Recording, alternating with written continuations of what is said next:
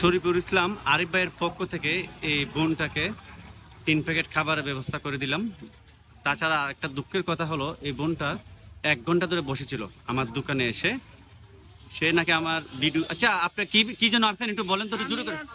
মানে বাতাস কাজগুলো মোবাইলে দেখছি, গরিব অসহায়ের দান করা, এই জন্য আসছি। আমার স্বামী অসুস্থ ফাইলের, আর আমিও লিভারের অসুস্থ।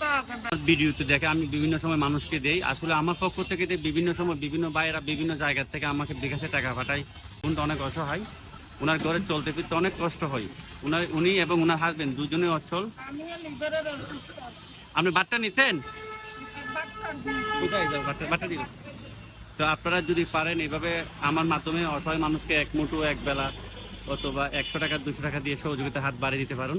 ঠিক আছে, শরীফুল ইসলাম আরিফ ভাইয়ের জন্য একটু দোয়া করবেন। উনি প্রবাস থেকে আপনার জন্য 300 টাকা পাঠিয়েছে। 300 টাকা খাবার কিন্তু আপনাকে আমি দিয়ে দিচ্ছি। আলহামদুলিল্লাহ।